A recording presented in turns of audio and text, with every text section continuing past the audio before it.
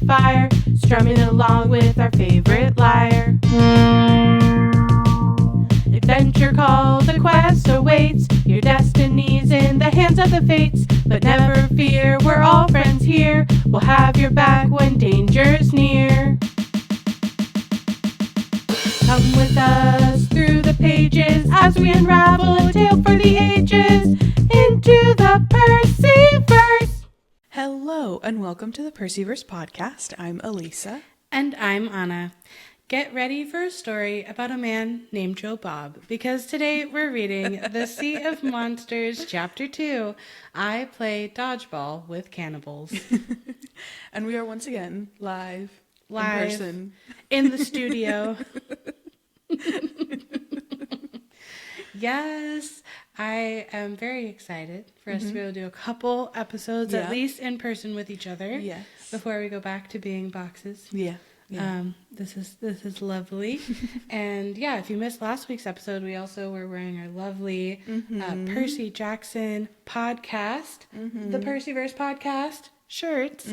So please check that out and like and subscribe and all the things. Yes. Because we are so excited to be continuing forward in the Sea of Monsters. Yes. Book 2, Chapter 2. Let's dive on in. Yes.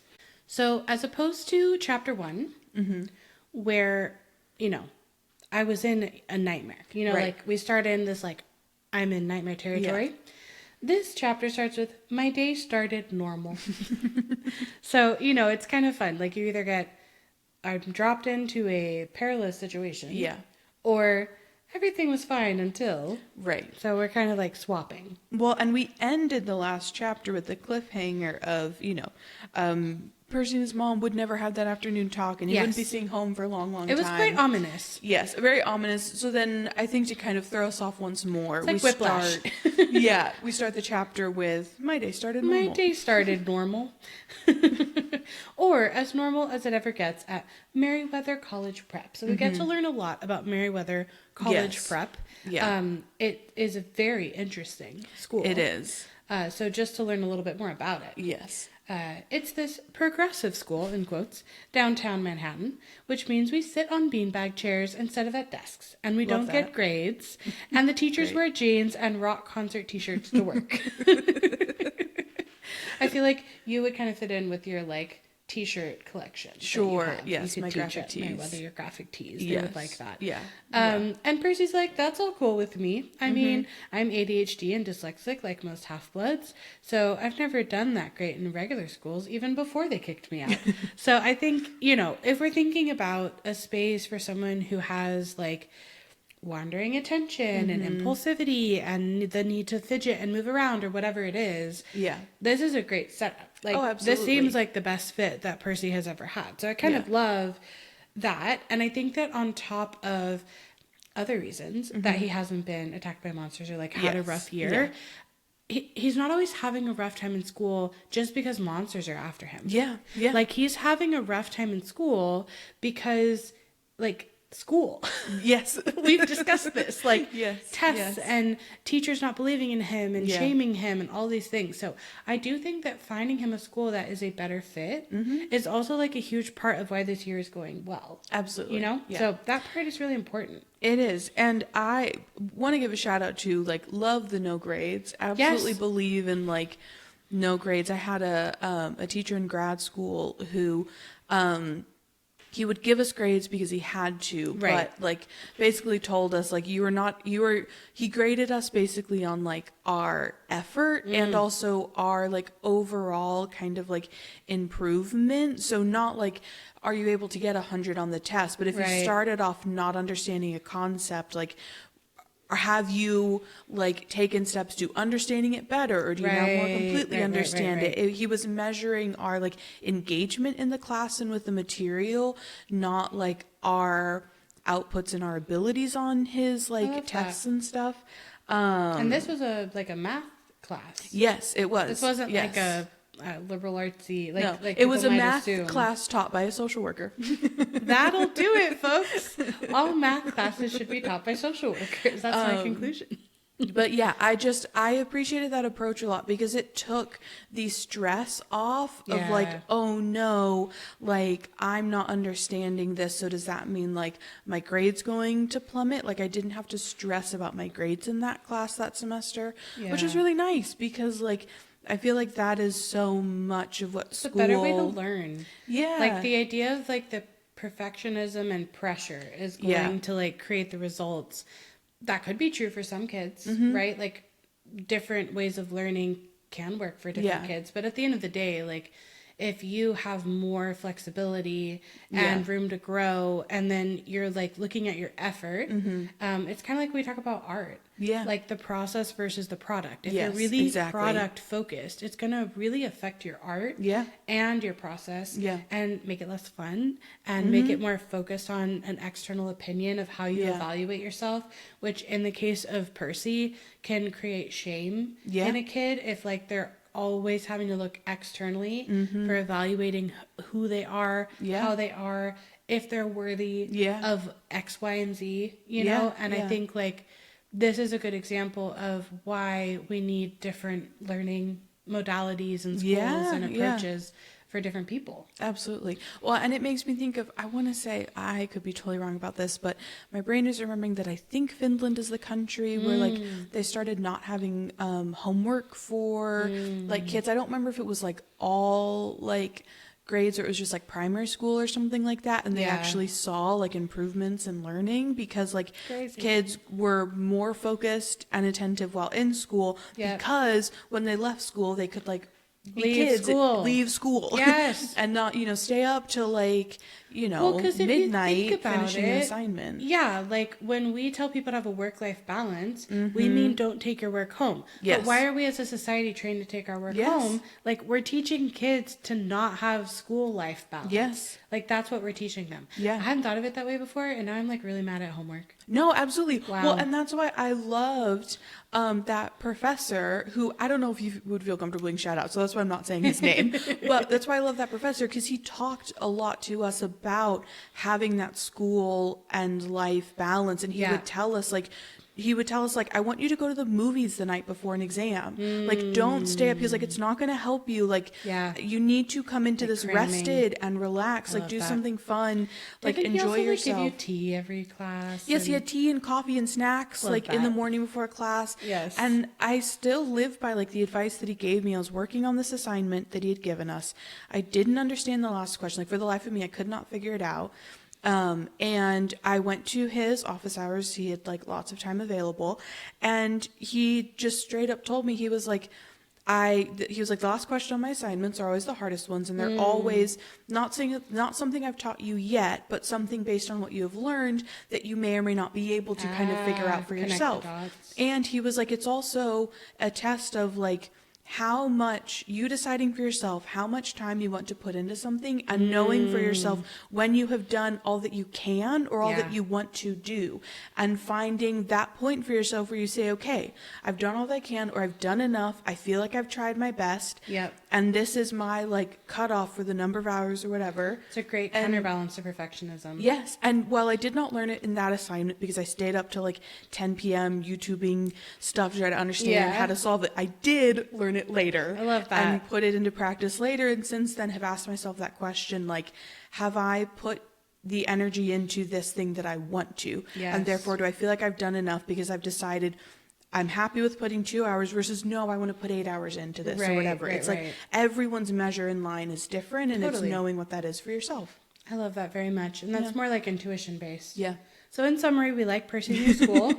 But I do think, to the point of putting progressive in quotes, I do think kind of, especially like the gym teacher that's completely like disconnected. Oh, my gosh. I do think there are like the kind of hypocrisies We'll within also the get school. to Lord of the Flies. Like, there's Yes. things. We don't like everything about No, this new no. school. But the general idea of, like, more flexibility, Yeah. more relaxed, some more autonomy for the students, not having grades. Like, we're Yeah. starting out. And again, the idea that for Percy especially, that's a good fit. And so Yeah. he is thriving, or Yeah. at least not being attacked every day, and like not having teachers shame him Yeah. all the time. That feels like a really good improvement to Yeah. me for Yeah. Percy's life. Absolutely.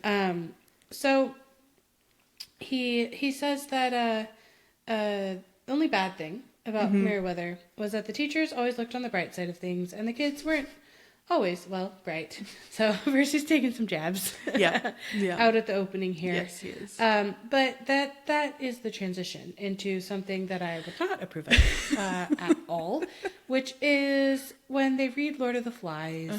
And I'm assuming most people listening to this have read or heard of Lord of the Flies. Right. But, you know, it's putting a bunch of kids together in like a life or death survival kind of experience on an island. Because they're marooned, and then it's, kind of, I think in theory it's supposed to be like an exploration of like human, our base instincts or whatever.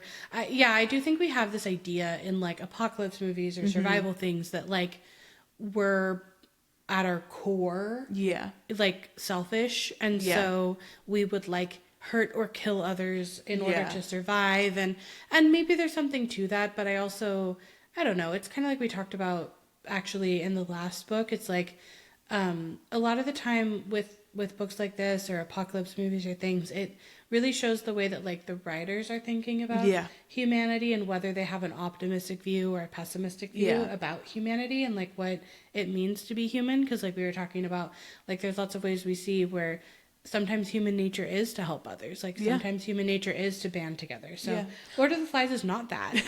Well, and I think it also speaks to like, do you have a more individualistic or like communalistic view in terms of, because I think it is a very like individualistic take on humans to think that like though we are Which a very like communal a white species, Western individualistic take. Like would default back to, whereas like for me, like if the apocalypse happened, I'm running towards the people that I know, you know, like I am like grasping onto anyone that I know to be like, let's work together, we can figure this out. See, you know, I think, like, you know, and I think even, I don't know if you mean that you already know or just like people around, but one thing that would be portrayed is the idea of like group totally, you know, thinking, and so like you might be more likely to protect your kin than like others, or, you know, people that you feel close to. So, and it's not that wouldn't happen or hasn't happened throughout history. It's just that this is like an extreme pressure cooker example in the book Lord of the Flies. And this English teacher, I don't understand. So for the final exam, our teachers, actually, so it's multiple teachers, send the kids into the break yard to spend an hour with no adult supervision to see what would happen. So not even just in a vacuum. Like they have them read Lord of the Flies. Yes. And then they're like, now go do, like an inspirational book, and like, now go do. Yeah. That's wild. It's like one, I had like many thoughts about it, and I was like, one, it's the worst way to run an experiment. Yeah. Because you don't, like you biasing are everyone. Exactly, biasing everyone to see, like, is this thing that you've now already read, and like, how would you know, do Lord of the Flies? It's like, that's not the question you want to be asking, like 7th graders. No. But it also felt like such a hilarious example to me. Like in fantasy books, I feel like whatever school like the kids go to, it's always like, this is child endangerment, but this is like the mortal mundane world doing child endangerment. Yes, even they're doing it. Like sending kids with no adult supervision to, which again goes back to like progressive in air quotes. Yes. Like, I don't know about that. So what happened was a massive wedgie contest between the 7th and 8th graders, 2 pebble fights, which is kind of a funny, very specific thing, like pebbles, like we're specifically fighting with pebbles, and a full tackle basketball game. The school bully, Matt Sloan, led most of these activities. Which also just want to jump in and say that there can be massive, like, height differences between 7th and 8th grade. Oh my gosh. Like, you know, like, there can be a lot of, that's like a growth spurt. One of the growth spurt years, potentially, Yeah, and so also just kind of like throwing 7th and 8th graders together. Like, I remember 8th graders feeling like 20 feet taller than me, still even when I was in 7th grade. And then reaching 8th grade and feeling like the 6th and the 7th graders were so much smaller than me. Yeah. Well, and I think too, like, does that mean, I don't know, you would think that the 8th graders would have read Lord of the Flies and done this like last year, right? So like, good point. So it's kind of weird that they like they had them do the same activity. And, like, it's just like something the teachers thought of, and like They're like, this is the last day of school. We just throw all the kids out there whatever. at the start of the day. We just kind of let them go wild. And then we're just going to like, take a coffee break. Yeah. They were over it. Okay, so then I think did you catch the typo? Oh, I did. I did the little editing shocked. thing that you do when you tell someone that they have to swap the word did you placement. do like the switchy? I did. Well, no, it's the little there's the swervy thing. I thing. did sort of a informal version of that. Sure. Had you ever caught that before? I'd never caught this before. No, but it made me curious. I didn't go back and check if my original copy of the book has it or not. That's interesting. Because there are oftentimes like misprints that like will people talk about it a lot with like all the many different Lord of the Rings variations that have been published throughout the decades, that there are like misprints and typos in like different ones depending on like when it was published. Well, this sentence reads, Sloane wasn't big or strong, but he acted like was he.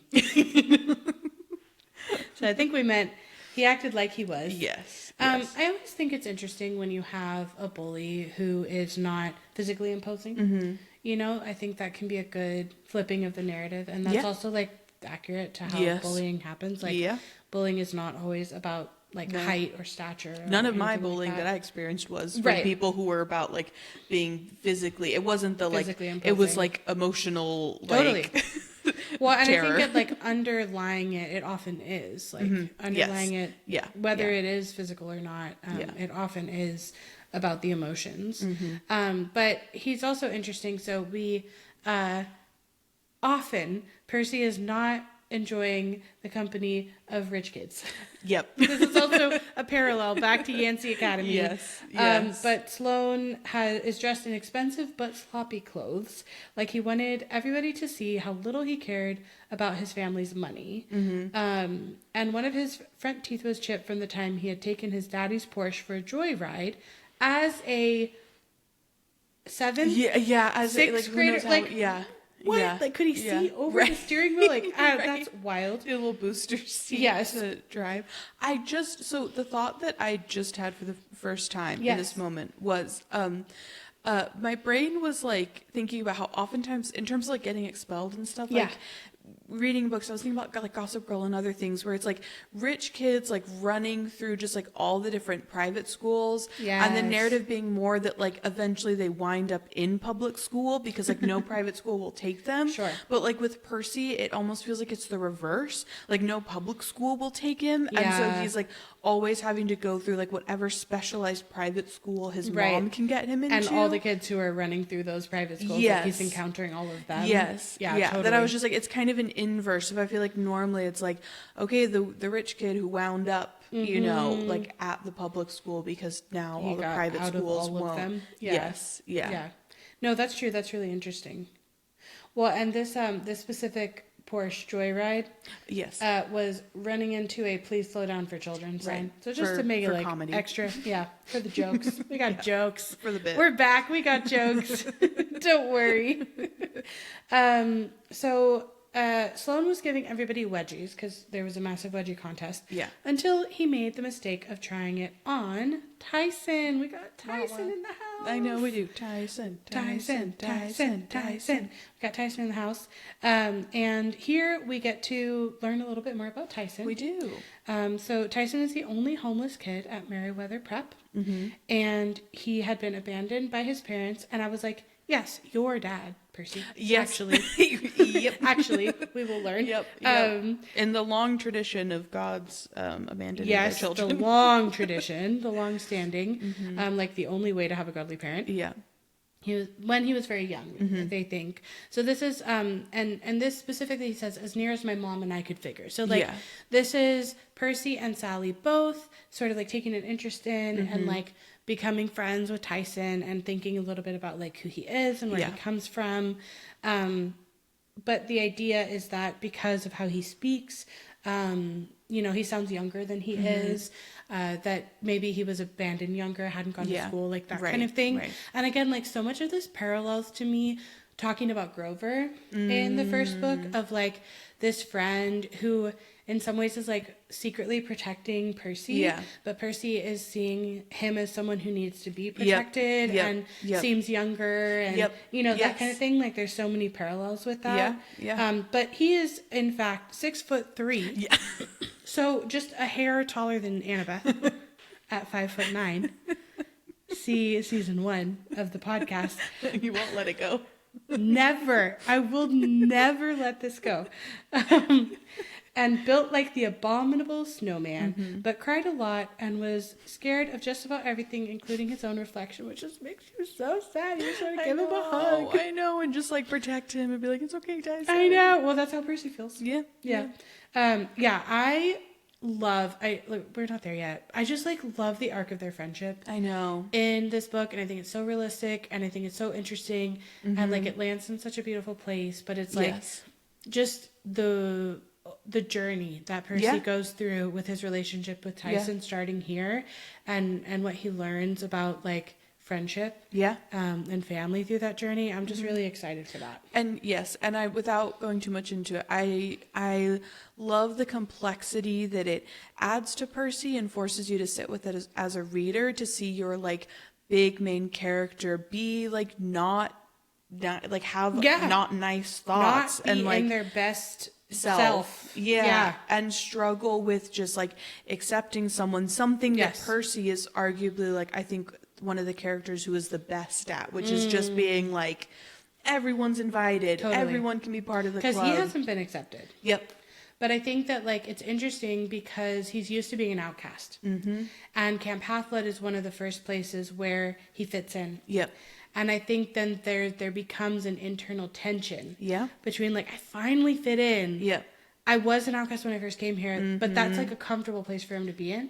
He's like, I don't want to be that anymore.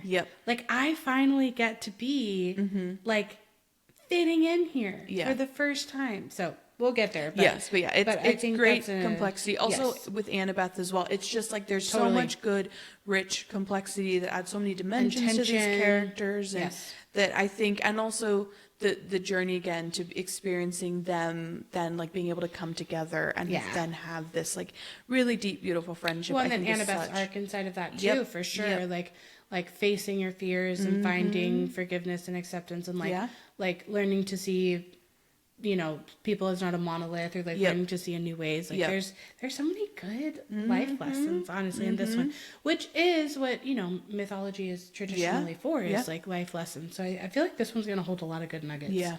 Already. Just this one freaking paragraph. We're not even done with it. We're not even done with it. His voice is deep. And he talks like a much younger kid.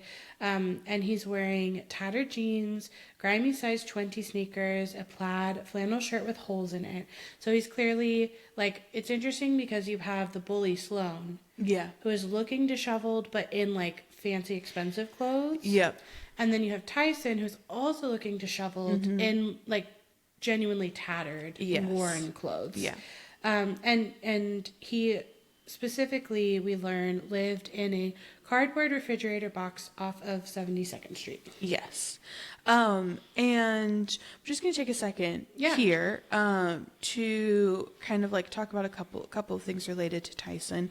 One, so him being homeless, that is an experience.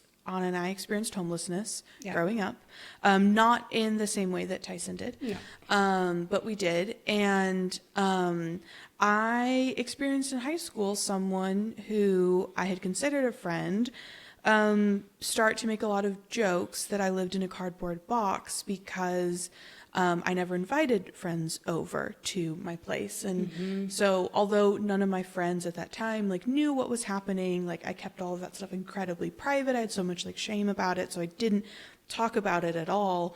I got that joke, and it really stung. And so it's interesting to read this chapter because that is like this character's reality and true lived experience. And so it's just interesting to experience reading. Well, and it's also interesting like that happened to you in high school, because that happened to me in middle school too, and like that was before you were in high school. Where also sort of became the joke explanation why I couldn't have people over was that I lived in a cardboard box. Yeah. And as was my wont in middle school, I like embraced everything weird and different and just sort of like made it, you know, that was like my defense mechanism. And so I would just like feed into that as a joke, with the same, I think, feelings of like shame and feeling othered. And I think it's really hard when it's people that you feel like are friends, but then they're saying it, and then, you know, that and is saying it in a like degrading, like saying Totally, it in a way yes. where it's meant to be like hurtful. Like at least my experience of it was that it was not meant as like, oh, I'm meaning to make a fun joke with levity. It's like, no, I'm trying to poke at you. It landed like every bullying. time. Yes. Yours was bullying, and I think mine was, I'm not even sure. I think I don't think mine was experienced as bullying as much, but I think it was like kids in middle school. Yeah, it can just be real jerks. Yeah, can like be even really if they just are awful. your friends. Yeah. But it's interesting that ended up being something people landed on for both of us. Yeah. And even like we were talking about the idea that like a bully knows, like they can sniff out. Yeah. Even if like other kids. Yes, because like I had in high school, I was towards the end of high school, like had kind of this big friend group that was like an amalgamation of many friend groups. And in that, you know, like there were like a couple of people who were always the like, we always go over to their houses. Yeah. And there were a couple of people who like no one had ever been invited to their house, but this person who made that like very purposefully mean joke to me, to my face, like about me in front of a bunch of people, like never did it to the other people. Yeah. Who also didn't have people over. Right. Like bullies But can like for as sniff far that as out. I was like, aware as an like insecurity. they did have homes, like Right. And were not in my like same situation. And so there's bullies can have like that radar sense. Yep, they've like, got like that sixth sense of like what your insecurity is or like Yeah. what you're dealing with. I think that leads to the other thing, which is the idea of we often speak to language on the podcast. Yeah. And here, I think both of us agree actually with using the word homeless, and we use that word to describe our experience and when we talk about homelessness. Yeah. And I think that like this is something where everyone who has like some kind of similar experience gets to have their own opinion. Yes. So like we don't speak for everyone who's had our experience or tangential like similar experiences. But I know that when I first started hearing unhoused, because I was kind of like, was that when you were in social work school? Like it was kind of after I was out. It was like I think it was like late 2010s was like, I mean, sorry, like prior 2020, to 2020. like prior, like right before leading into 20, that's what I'm by like 2010s, like 2018, 2019, leading into 2020 right. was when I first started hearing that term as the one, and people would start like correcting. Yes. And now it's very, like it's, unhoused is like I think the more prevalent term that people use, and people, if you hear someone say homeless, I've even someone heard will it in jump TV in. shows Yes. where people correct other people. And it reminds me when I was in social work school in like 2015 to 2018, there was a like person-first language was the big thing. Right. It was like people with disabilities. Yeah. And then people with disabilities were like, no, please call us disabled people, Yes. like for the most part, right? Yeah. And so I think I have a similar experience around homelessness, because if I think about what I actually felt in that moment, I did not feel unhoused. Yeah. I felt homeless. Yeah. And part of why that mattered to me was like the word house versus home. Yep. And I was looking it up again to just try to remember like what the argument was for. And what it was saying is that like advocates, not actual people experiencing, of course not. the advocates were saying that like they didn't want it to be associated as much with someone's identity versus focusing on the systemic causes. And to me, I'm like, don't take away my identity. Yeah. Like actually the identity matters. And a lot of the time I think both of us feel like it's like people are so uncomfortable around the idea of homelessness that they don't even want to talk about it. Yeah. And that's like actually sort of, they were trying to not dehumanize people, but I think it's like a way of dehumanizing to not allow someone to be like, this is my identity. Like, and I think part of why it matters to me is the idea of home is more than a house. I think to a lot of people, like, it's not just not having a space, like a physical building. It goes beyond that. Yeah. It goes to like a feeling, like Yeah. a feeling of being at home, a feeling of, I think it's tied to safety. Yeah. I think it's Yeah. tied to community or family or connection. Yeah. It is so much more encompassing than a physical place to sleep or make food or live Yeah. or what have you. Yeah. And so I think the word homeless just like actually feels like it captures that. Yeah. And has taken a long time for me personally to like use without feeling Same. that shame. Like Yeah. that's taken a lot of like therapy Yeah. and work. Yeah. But on the other side of that, it's like taking something away from me almost when people are like, oh no, like let's not say Yeah. homeless. I'm like, let's. But that is what it was. Like, yeah, let's say Yeah. what it actually is and not try to distance from the like individual lived human reality of the experience. Yes. Yeah.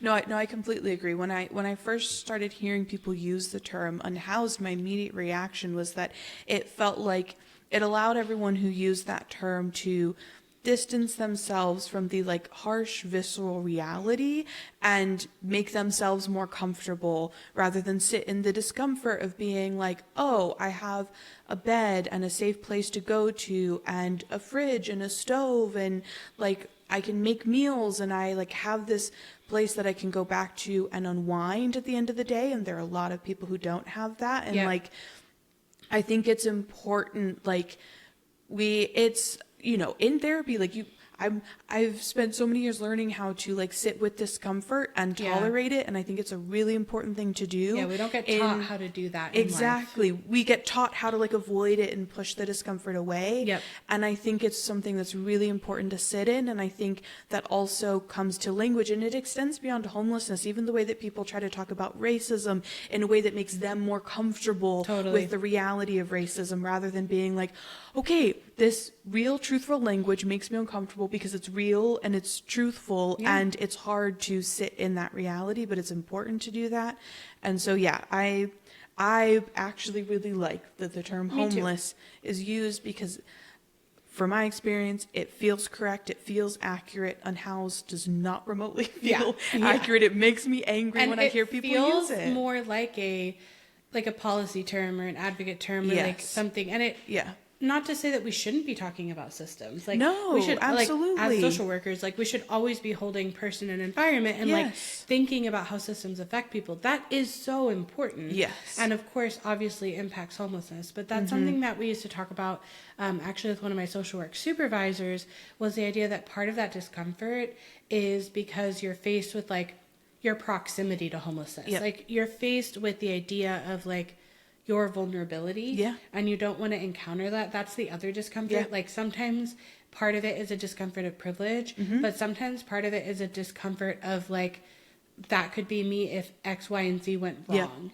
And that's really scary. But like, that's also the systemic piece there too, is like, that shouldn't be something that people go through in general. And then you add also mental health components and everything. Like there's so many complexities that the word unhoused just like does not cover. So I don't know. I think we feel similarly.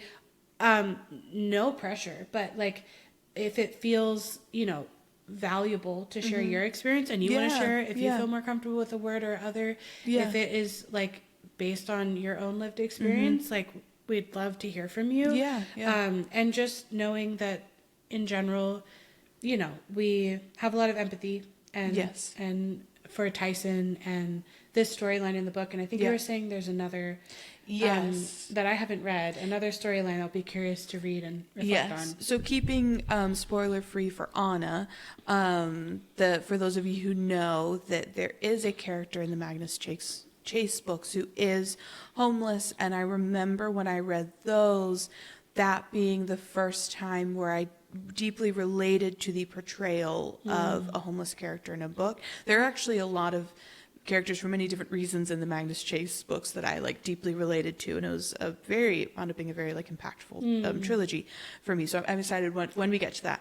But I also like appreciate that like in the Rick Riordan like universe of books that we have two characters who like were homeless or like experienced that, and I think that's just very rare in especially to deal with the reality of it, to have like multiple characters, grade or like YA novels.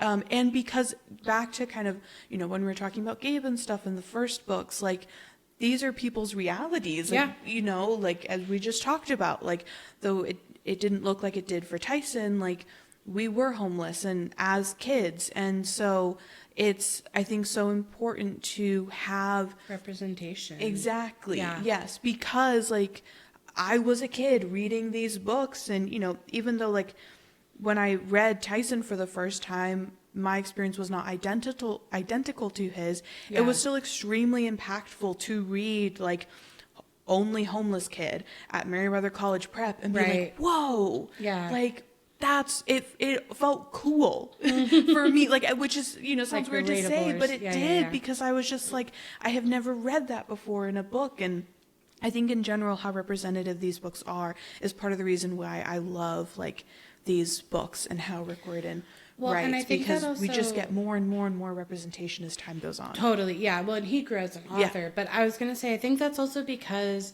like, a teacher writing a book. Like, we've talked about that before too. But I think that his experience as a teacher and, like, portraying probably kids that he actually, like, not the literal kids, right? But as teachers, they oftentimes end up basically being social workers. Like, I've had teacher friends and I'm like, oh, you're like a social worker that didn't get all the skills and tools and resources that you needed to be a social worker. But, like, they're confronting, you know, domestic abuse cases or, you know, having kids in their class who are homeless or whatever it is, right? And so I think that that gave him a really important insight into the diversity of kids that you would have in your classroom. Absolutely. And all of their different experiences. And you get a really particular inside look into that as a teacher.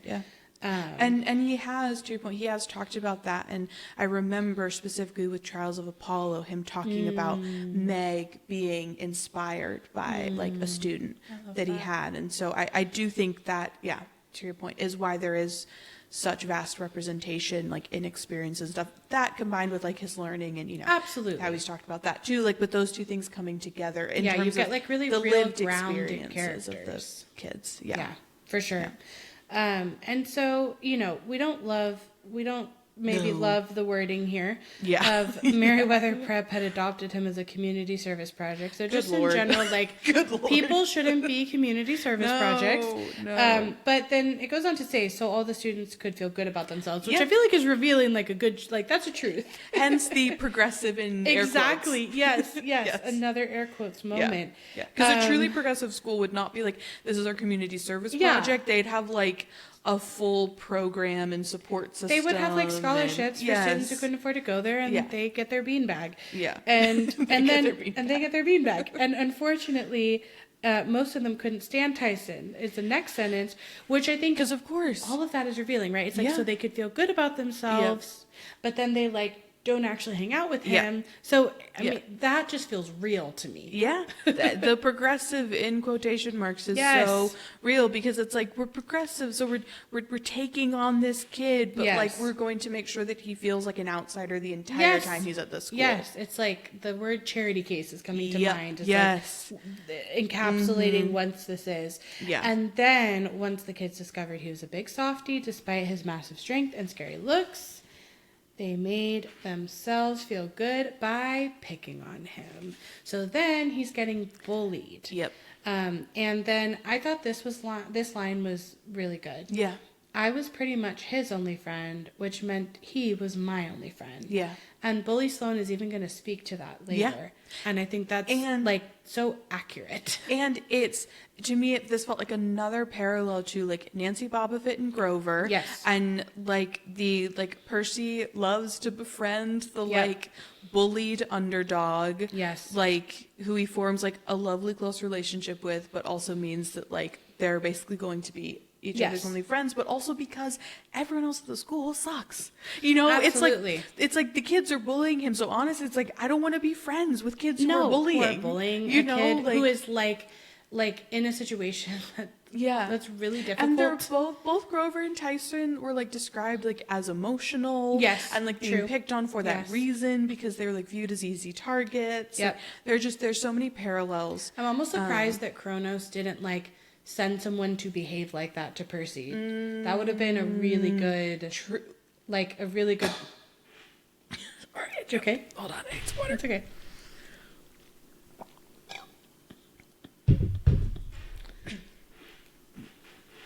That would have been a really good con. Yes. To pull on Percy. Because, you know, like, the bad guy will take, like, what the character normally does. And, you know, as the hero. Because I think the other thing about Grover and Tyson that is important for Percy is, like, Percy is recognizing in this moment the inconsistencies and contradictions in these kids of, like, we want to feel good about ourselves, but we're being mean. But I think that, like, he certainly has a savior complex that is problematic.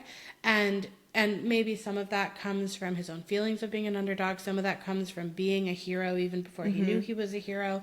But I think that Grover and Tyson both make Percy confront that. And we talked a lot at the end of the last book about Percy, like, you're not the hero kind of thing. And, like, he lets his mom fight her own battles and he doesn't, you know, do that for her. And he hasn't quite learned this lesson all the way yet. Like, with Tyson, I think he sort of has some similar feelings he had about Grover. That do come from that mentality. Absolutely. So I think it's good that he, like, keeps kind of then getting confronted with, like, people are complex. And they, you know, you don't need to save everyone. And to the he's not the hero, I feel like his lesson from this book is, like, he is, like, emotionally not the hero. Like, he did not act, like, he did not think about Tyson, treat Tyson when the reveal happens, like, in the way that a typical hero would. Would or should. And he's also not even the hero because Clarice is the hero. So there's a lot of ways in which he's confronted with that in this book, I think. Part of why I think I really, like, have always loved Sea of Monsters and found it so interesting is because I think it is so clever and smart to, like, you set up these characters, you set up these characters in book one that you love, and then you kind of force, especially like Percy and Annabeth, but particularly Percy, you force the reader to be like, okay, these are not 100% perfect, great people, like all human beings are. Like, we all have our faults. We all have those times where we don't step up. We're not fully... Which is really important because he's such a hero in the first book. Yes. So he really needs to be... He needs to confront some tension, and instead of giving him, like, a newer, bigger, badder monster, we really delve into, like, relationships and his relationship to being a hero, and if he can let other people do things and be themselves, and and can he actually, like,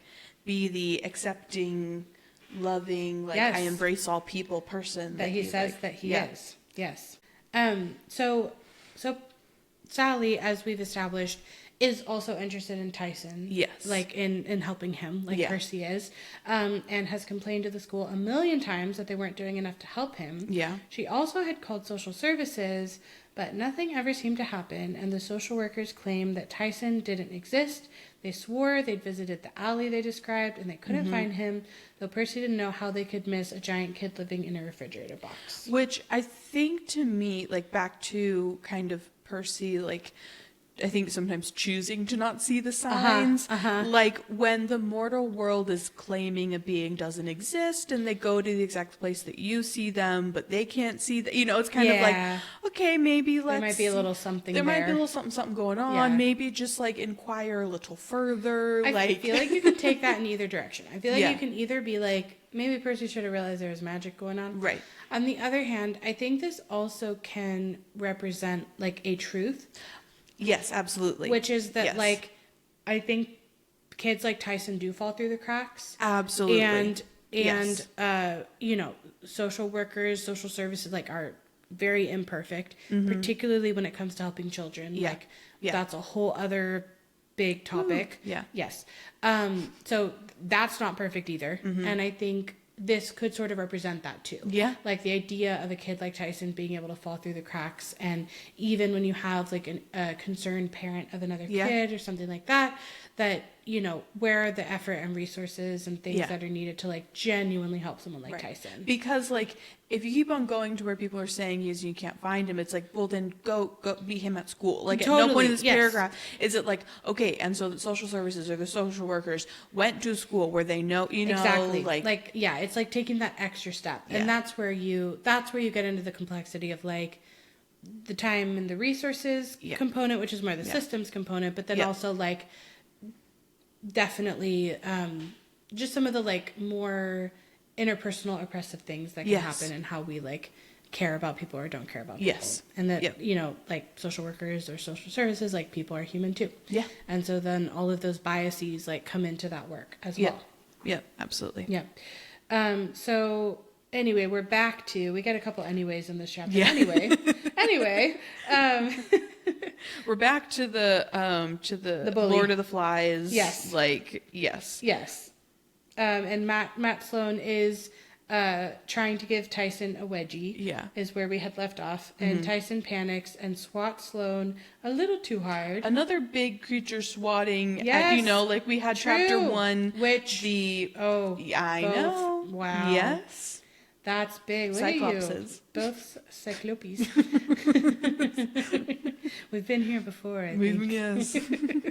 And Sloan flies 15 feet away and gets tangled in the little kid's tire swing, which I would say is maybe number 2 sign that maybe something magic is going on with Tyson. When you can send someone 15 feet and you're supposed to be like a 7th grader and they're also supposed to be a 7th grader, it's kind of like with the even maths. when you're 6'3", like I have been around people who are 6'3", and I don't think they could swat me like 15 feet. That's not really a thing. No. You know? No. So I don't know about that. But Sloan is bullying Tyson. Yeah. Tyson starts sobbing, which is really sad. We love Tyson. He sits on the jungle gym so hard he bends the bar and buries his head in his hands. Which again is like, okay, no 7th grader should possess these strength and no mortal 7th grader, I should specify. Like there are just so many. Percy loves to like ignore all of the signs that he is like currently engaged with someone who is like from the mythological world. Yes, exactly. Yeah. Especially if they're his friend. He's like, definitely not. Yeah. Definitely. This is my mortal school. He's like, this is just a poorly made jungle gym. Exactly. And so Percy's like, take it back, Sloan. And this is where, you know how we talked about how Clarice is really bad at insults? Yes. Okay. I think Sloan is really bad at insults too. Yeah. Because he says, why do you even bother, Jackson? You might have friends if you weren't always sticking up for that freak. And I'm like, Sloan, do you like secretly want to be friends with Percy?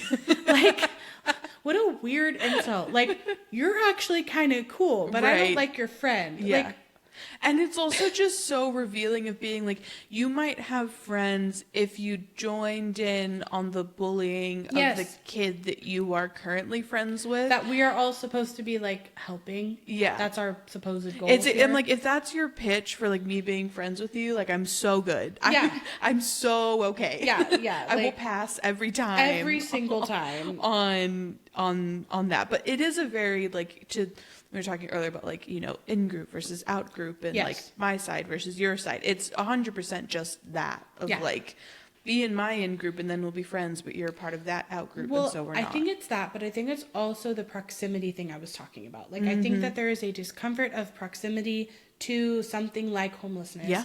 And so then like it's this feeling of like, well, if I'm friends with this kid, then that even like brings me closer to it. Yeah. And so then if I'm friends with someone who's friends with that kid, right? And so I think it's like, it is this like distancing of proximity that I think is also at play there. Yeah. And Percy's, as bad as that insult in quotes was, Percy's comeback is not that great either. No. He balls his fist and his face is red and he says, he's not a freak, he's just... And he can't think of the right thing to say. I know. And this is, I think, a precursor to how he's going to act at camp. Yes, it is. I think this is very good, like showing and not telling. Because in this moment, you don't think like, oh no, Percy, like, why are you, like, you don't doubt his heroism because he's trying to stand up for, like, his friend. But the fact that, like, he can't... He doesn't have the words. He doesn't have the words, and he can't, you know, he can't even just, like, shut down Sloan. It's already hinting at us that, like, a part of Percy... Like, Percy also has that discomfort. Yes. And he's not full, like, which is where I think, like, the initial friendship is more from that savior place. Yeah. Whereas I think Grover and Percy's initial friendship, even though it had that element of protecting Grover feelings, is more established on, like, more of a friendship. Yeah, Like, not absolutely. because Percy feels bad for Grover. Yep. I think Yep. that's just like an element. Yes. But that's part of why he's going to have to work through so much more for his relationship with Tyson, Yep. I think. Yep. And Percy's then starting to notice, and here's where we get a red flag for Sloane's crew. Though I do think it's kind of interesting that Sloane isn't a monster in this case. Yes. Because I feel like most of the time it's like the monster who's been hiding all year finally reveals, himself. It's again making me reminding me of Nancy Bobbitt, like wasn't the monster, but the teacher being on like Mrs. Dodds, Mrs. Dodds who being came like in on later. her side. Yep, totally. Yeah, no, that's very, very true because she likes Nancy. I kind of like the idea that like somehow, if she's out in the world and she sees Nancy Bobbitt, she's like, "Hello, dearie." Like, it's good to see you. She like genuinely liked Nancy. Yeah, she's like, "What have you been up to? Tell me." Like she actually liked her. But Percy is noticing that there are more of these goons hanging around Sloane than usual, and he's used to seeing like 2 or 3 of the bully crowd, but there's half a dozen or more, and he's pretty sure he's never seen them before. And I'm like, Percy, pay attention. Pay attention. And highly suspicious on the last day of school for there to be like a kind of whole new group of kids on the final day of school. I mean, we do get like an attempt at an explanation in a little bit, but I'm just okay. It's a very flimsy. It's not. The red flags are still there. Yes. And Sloane says, "Just wait till P.E. Jackson. You are so dead." And which is kind of foreshadowing because the other goons that are hanging out with him now do genuinely want him dead. That is the intention. And so the English teacher, Mr. DeMilo, comes outside to inspect the carnage. I do want to just we'll get to each one, but shout out all of the wild teacher names and hilarious teacher names. Oh, absolutely. In this chapter, because there's so many and they're so funny. So many. Well, and then you get the cannibal names. So like their names are great. It's like a great popping off in this chapter for names. And you know what he does? He pronounces that they'd perfectly understood Lord of the Flies. And I'm just like, this is bad teaching. Yes. This is bad teaching. This is just purely bad teaching, like objectively. But fortunately, they all passed the course. Yeah. And that they should never ever grow up to be violent people. Which is absolutely what that exercise taught them, right? Absolutely, everybody? Definitively. Oh my lord. Matt Sloane nods earnestly and then grins at Percy, who had promised to buy Tyson an extra peanut butter sandwich to get him to stop shopping. No. Tyson loves peanut butter. Yeah.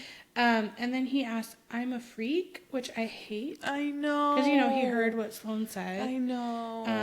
And, Percy says no. And Tyson said, "You are a good friend. Miss you next year." And doesn't make me cry. Oh my god. I know. And Percy doesn't know because that's the other reason that people can't be community service projects. Yeah. It's like you can't just step into someone's life and somewhat sort of change it, right? And then just be like, never mind. Yep. Right? There is a huge amount of responsibility whenever you have any kind of influence over anyone. Yeah. Their life, their thinking, any expression of theirs. Yeah. And in this case, that is a really good example of why you can't do that. Yeah.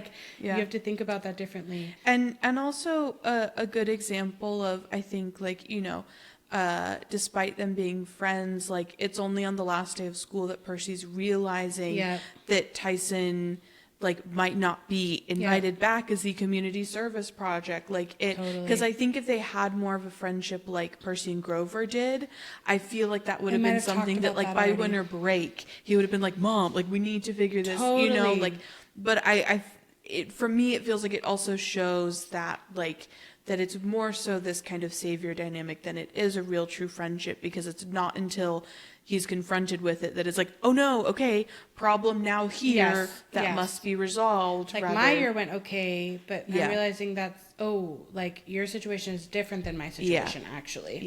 Yeah, absolutely. And Percy chooses the lying / just reassuring way of answering that and says, don't worry, big guy. Everything's going to be fine, which he can't possibly know or have any control over. And Tyson gives him such a grateful look that he feels like a big liar. And I'm like, yeah. Yeah. And he says, how could I promise a kid like him anything would be fine?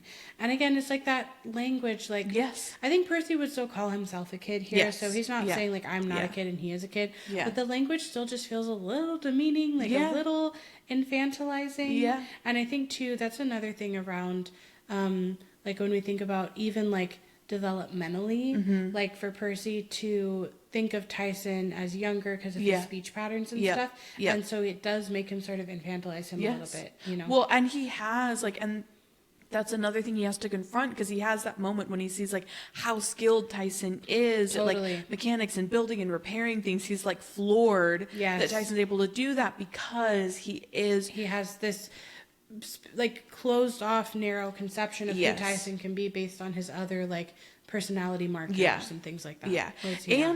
And you know, like the speech, also like I think the homeless piece of it, because I think there's always this like, oh, like if you are homeless, then there's automatically this like where you're not smart and you're not capable and you're not, you know, and, all like, these the emotional things. Likeness, I think too, like how easily he cries. Like I think there's things like that like build in Percy's mind this particular one narrow way of seeing Tyson. Yeah. Where it almost feels like Percy almost sees him more like a toddler. Yeah. Or like a really young elementary school kid than like a seventh grader. Yeah. A peer with him. Which is, he is a peer. Yeah.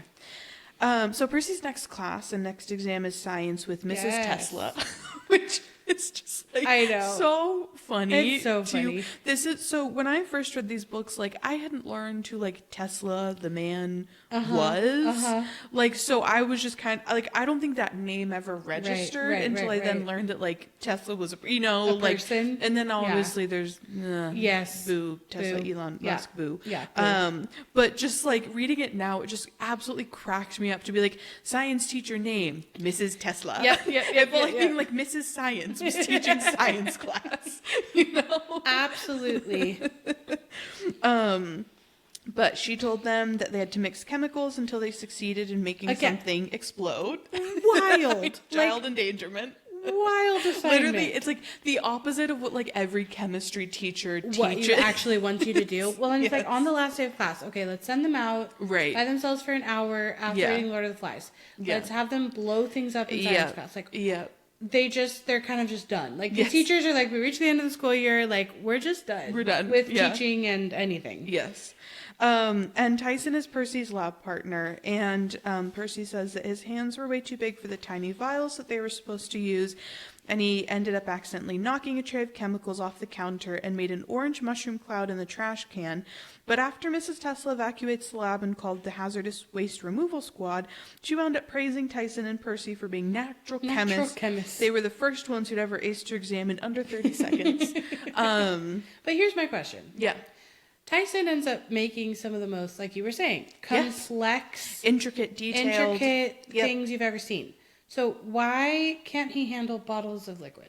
Yeah, it is, you know, I don't know if that's... It feels like an inconsistency, but I'm not sure an inconsistency, or if, you know, I think you could add an extra layer of Percy being a kind of warped, unreliable narrator in viewing this, you know, like, I do think in general, I think Tyson sometimes, I feel like he does have this contrast of like sometimes being clumsy, but when he's like when he's building mechanical things and he's working. Yeah, it is possible that like the setup of the room doesn't really work for him, where he's like not able to pay attention, and so he's knocking something over, but that's different than like being able to work with wiring or something. Or like crafting, like when he makes the watch and the shield and all of that. Like, you know, I think it could be the setting or the type of thing, because sometimes for different people, like you know, doing one task they're incredibly clumsy, when they're able to lock into like the thing that they excel at, like everything gets very precise. It honestly like gives me the question of like, what kind of neurodiverse is Tyson? Oh, totally. Because like there is a thing with ADHD of like knocking into things. And like spatials being right. off a little bit. So it makes me wonder about that. But then like the locking in can be different things. So it kind of, because he's a demigod. Yeah. So it kind of made me wonder about Tyson. Yeah, totally. Yeah. And Percy is glad. He's reflecting that he's glad that the morning is going fast because it kept him from thinking too much about his problems. Because he just like can't really stand the idea that something might be wrong at camp. And even worse, like he just can't shake the bad dream, and he had this terrible feeling that Grover was in danger. And that's the undercurrent too. Like we're giving Percy a little bit of a hard time, which I think is fair. Yeah. But underneath all this, he's also like his best friend might be in danger in some way, and like that's hard. Yeah, absolutely. And so in social studies, this is when we get our like Annabeth reminder. Like chapter 1, we got our like Grover reminder and recap. Which Here I'm we like, get this is so like I like Percy. We get our Annabeth reminder because he's in social studies, and while they were drawing latitude/longitude maps, he opens up his notebook and stared at the photo on the inside, which is of Annabeth on vacation in DC, wearing jeans and a denim jacket over her orange Camp Half-Blood t-shirt. She's standing in front of the Lincoln Memorial, looking pleased with herself like she designed the place. And we get the reminder that she wants to be an architect when she grows up, so she's always visiting famous monuments and stuff. And then Percy says, she's weird that way. And I'm like, that's actually not weird at all. To desire to be an architect and then therefore visit monuments. But like that was like his whole thing too. Like when she said it, he was like, that's what you being architect? It feels very like, you know, his way of like, he hasn't fully accepted the crush, and so it was like, she likes monuments, you visit them, that's weird. You know, like it kind of, I like that about her, but I haven't figured it out. I also think there's an element of like, Percy doesn't have a thing he wants to do. Yeah. And so I think there's also a like, it's weird for someone my age to be so certain about what they want to do already, totally. You know? Yes, absolutely. But then we find out that she had emailed him the picture after spring break, which is so early 2000s. Email a picture, like, pre-social media, really. And every once in a while, he'd look at it just to remind himself that she was real and Camp Half-Blood hadn't just been his imagination. But I'm just like, Percy. So Annabeth emailed him the picture. So bold move on her part of emailing him the picture. He printed the picture. That's what I wrote. He had to print it and put it in his notebook. I know. Like, it's, can you say crush? Yes. It's so cute though. I was like, he had to print it. Yes. That's like a big deal. Yeah. That he did that. And she emailed him, and you know, I guess like I never experienced the like emailing like friends pictures. You know, I don't know how maybe. I think it was more like Facebook at that point. Yeah. So I don't know how much, like, I can't speak to that, like, being, like, in middle school at, like, the very beginning of the 2000s and, like, was emailing your friends pictures a normal thing or not? Because to me, that feels like a bold move. Totally. To, like, email a photo of yourself. I guess maybe if you're doing, like, an update, like, this was me at, like... I mean, I think it is more of, like, that Facebook update of, like, I went to this monument. But Percy prints it. I do, well, and I still think that emailing it to Percy is still a thing. Yes. It's not like Percy said, you know, she emailed it to me and Grover and me and a couple of our other friends at camp. Like, Annabeth is emailing this picture to Percy. Yeah. He's printing it. Yeah. He's putting it in his notebook. And then he's looking at it at school. I know. It's so middle school. It's so fresh. I love it. I just love it. And then he has a moment where he's wishing that Annabeth were here, and I'm like, hey, she is. You just don't know it yet. You're not aware. Do you also want to wish for $1 million while you're at it? Because that would be a good time. But then Matt Sloan kind of clocks what Percy's up to and reaches over and rips out the picture out of the rings, which is, I'm like, so did he like hole punch? I just kind of want to understand like what the notebook setup is and where the picture... I was more imagining the picture's taped and he's ripping out the page it's on. Sure. Okay. But love the idea of hole punching. I was just like, what's the setup? Because I guess like if you did print it on like a full piece of printer paper. Right. That's a full 8.5 by 11.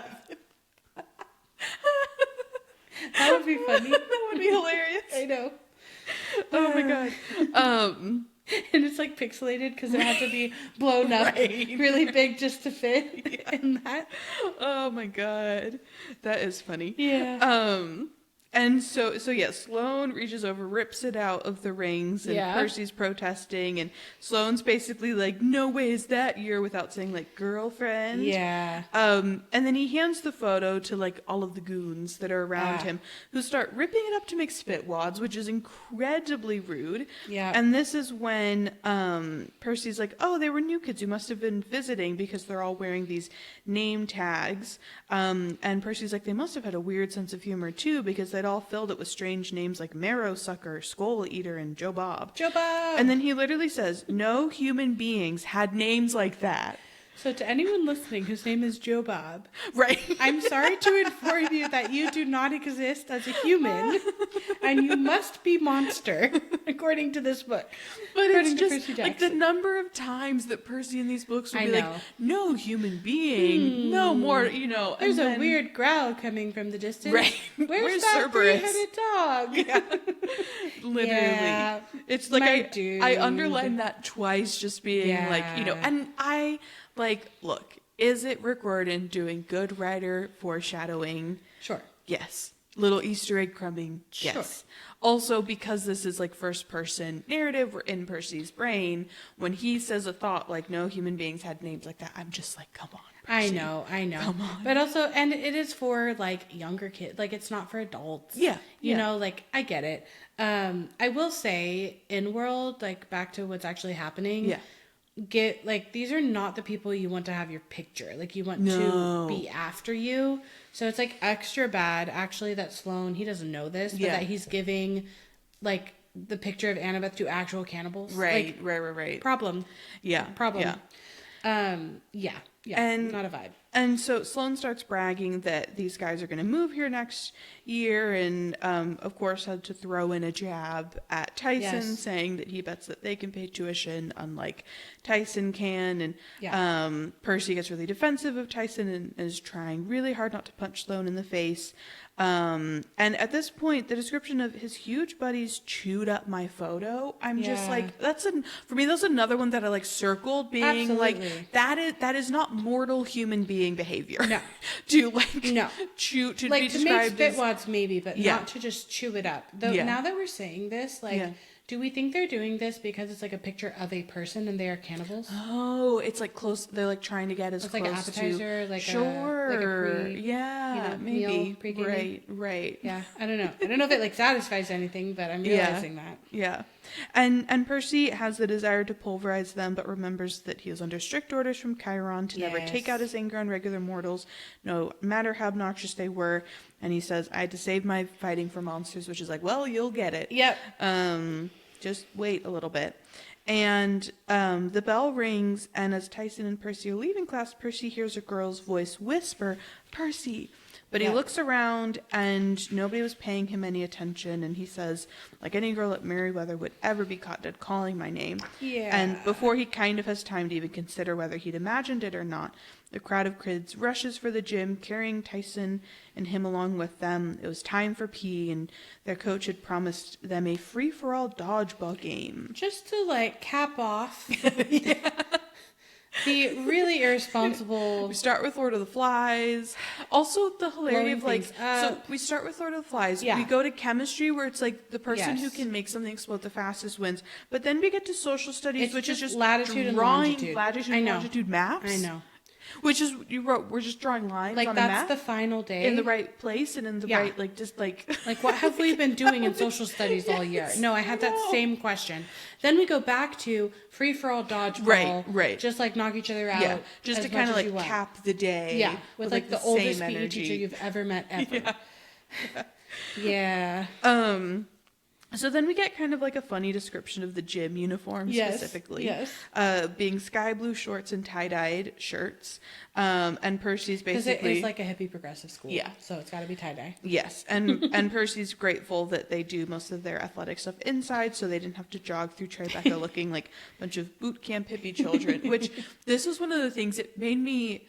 curious. I'm always curious about the experience of being a child in New York City, because it just feels like a place not remotely designed for children, right? And big groups of children to be walking through. And it made me realize that I was like, oh yeah, like the first time, I can't remember the first time it really hit me when reading these books where I was like, oh, New York City kids can't have like a blacktop outside. And the way that we had like a whole massive blacktop and like a whole giant like recess area, because like you have an actual, like, you're not in like a building squished between two buildings, a block full of buildings. And so him being relieved that like they're not jogging through Tribeca just made me wonder, like, how many PE classes in New York City are like doing PE stuff outside, like outside of the school building.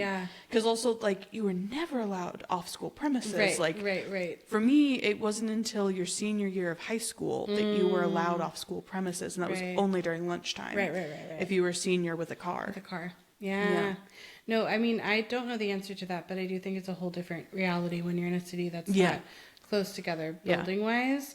But I understand too his feeling there. Of, I don't think anyone wants to be like out in public in their gym, their like middle school gym clothes. No. But this, maybe they'd get some looks or comments from the average New Yorker. And I want to say, from like a more meta writing perspective, I think this is such a great, like, when you read that he's changing for Jim, you're not like, oh, this is such a setup so that an inconvenient thing can happen. But it's perfectly inconvenient that he has to change out of his jeans where Riptide is in. So he can't fight the giants, and Tyson, and that's how we like start to see Tyson's ability. This is actually a question that I have for you. Yeah.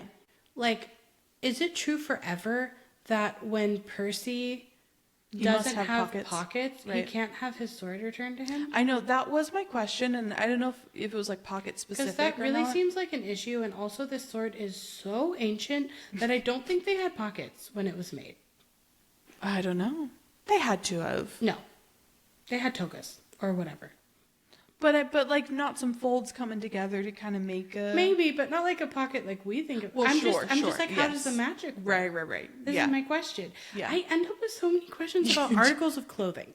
Articles of clothing. You do. I am like, how? So, because it's just not... Anyway, I just want to understand. Like, is he just totally out of luck if he's in the sea? Right. In just his underwear? Sure. He like can't get his sword? Yeah. Is that what it is? I don't know. I had a similar question, and I don't know the answer to it. But that question notwithstanding, since neither of us know the answer to it, I do think this is a great, because when the setup happens, like sometimes, like I feel like you don't think of it exactly, and sometimes like inconveniences can feel like they were like shoved in for the story purpose of like, okay, now you just made it harder so you could make it harder, but this is so natural and makes complete sense that I just liked that. No, I agree with that. Like there, like you don't question at all him changing into gym clothes, because that is a very normal school thing to do. Well, and he just reminded us that Chiron said he can't use his sword against mortals, and he's thinking these are mortals. So like, you're not necessarily thinking, oh no, now the pen is left behind in the locker. And so Percy changes as quickly as he can, so he doesn't really have to deal with Sloane, and he was about to leave when Tyson asks him, without kind of fully asking him, because we learned that this is kind of a bit of a ritual that happens often, which is Tyson asks Percy to like stand in front of the weight room and guard outside the door while Tyson changes. And we find that Percy says, I felt kind of awkward doing this. So again, those little hints of like, him not actually being Tyson's friend, like true friend. I mean, he also says, I tried not to sound aggravated about it, meaning that he was aggravated about it. So he is already, I think, seeing Tyson as an inconvenience. And that, like, he's friends with him or, like, helping him because, like, no one else will. Not because he's seeing Tyson as, like, a full person he wants to be friends with. Like, who he wants to get to know beyond these things about him. Because, like, it made me think of, like, there were times, like, that I remember, you know, like, being in band and after school stuff where you're like, okay, like, you guard the door while I change, and you'd stand outside and you'd be like, I'm the security guard, you know, and, like, you take that job really seriously and be like, no one can get in, and it was not this, like, annoyance, it was this, like, we all got each other and we're gonna, like, guard the door while each of us, like, you know, changes into, like, our like uniform for the band recital or like whatever it was was happening, or you know, changing into our marching band uniforms. It's like a thing you do for a friend. Like that's strange. But also on top of that, I think it's extra sad that Percy's feeling this way, because the reason that Tyson wants this is because he's completely hairy and has weird scars on his back that Percy never had the courage to ask him about, which tells us a lot in multiple directions. But first, I just wrote sad. Like, you're just really like, Tyson has been through some things, and he's still like so sweet, and I just love Tyson. Yeah. But also, like, I think that shows Percy's discomfort with everything about Tyson. Like, he's not asking him about the scars. He's not like, hey, I saw that you have scars. Like, you don't have to talk about it, but like, I'm here if you want to, or like, I'm worried about you, or like, are you still being hurt? Like, nothing like that. It's just like, he's really uncomfortable. Yes. And that's sort of like maybe the main word is like, he is uncomfortable, but he's like helping him because he feels bad for him. Yeah. And back to your point about that distinction of like friend versus like savior, like, you know, they have known each other for the entire school year, and obviously like everyone takes different times to open up. Like, I'm the type of person where like I am not vulnerable quick. Like, it takes a long time for me to slowly build a relationship with someone and like form that friendship and like start to be vulnerable. But like, to your point about like, in the course of a year, Percy didn't even like find a way to kindly ask about it, to check in, to be like, hey, are these recent? Like, I just want to make sure you're okay. You don't have to share about it. And even it's Percy's assumption. I think it's because, which also feels to me like that's Percy projecting his, like, I am uncomfortable with the fact that you are hairy and have scars on your back. So I'm assuming that that's why you want to change. It could just be like, hey, I don't want to be naked in front of other people. Absolutely. And that would be valid. Like, especially other people who bully him all the time already. Exactly. Yes. Like, might just be Tyson's like, I don't want to be like more physically like, you know, exposed. And not that like he like Percy doesn't actually know why Tyson is making this request. Like, Percy never even asked him like, hey, I'm just like curious. Like, he's just assuming. Yep, absolutely. You're totally right about that. And Percy did learn, though, the hard way, that if people teased Tyson while he was dressing out, he'd get upset and start ripping the doors off lockers. Which, again, hey, unless the 7th graders on steroids, like an insane amount of steroids, they could not rip the doors off of lockers. Anyways, just for the Percy completely like continuing to like ignore every like say them but not process them is like that is a sign that like there's something else going on here. So we get to the actual gym, and this is where we meet the other great name teacher, Coach Nunley, which is just really funny because he's just kind of not there. Yeah, he's paying attention, Nunley. Yeah.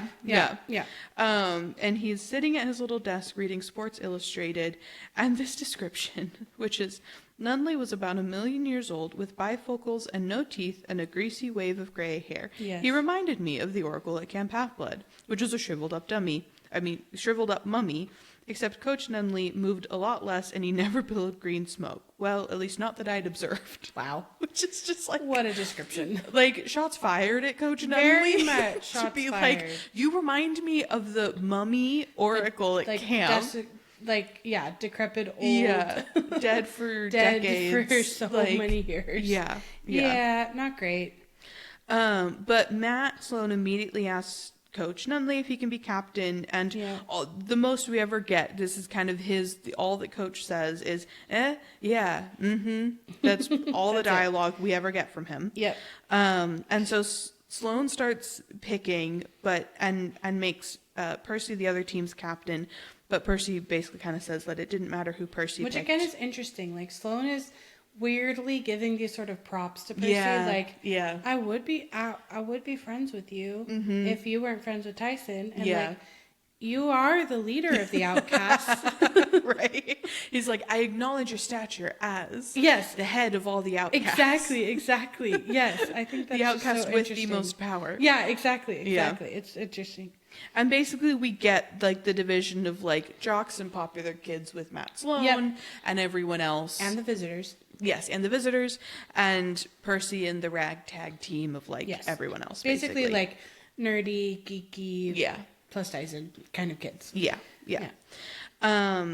And so then Matt Sloan like gets all the balls lined up, and Tyson says, "Scared, smell funny." Red flag. I know. It's like if you were a demigod and someone is telling you like smell funny. It's just like after being with girl, I feel like someone you should who be has like hinted that they might be supernatural in some way. He is going to get to it like this much quicker than usual. And he will remember that Tyson says this. Yes. But yeah, problem. Also, I love that like in this case we get because Grover is a little bit out of commission. We need to add someone to the crew, right? That with can the spell power. Monsters. Yes. So we've replaced that power for this book. Yeah. And Percy asked Tyson to clarify what smells funny. Yeah.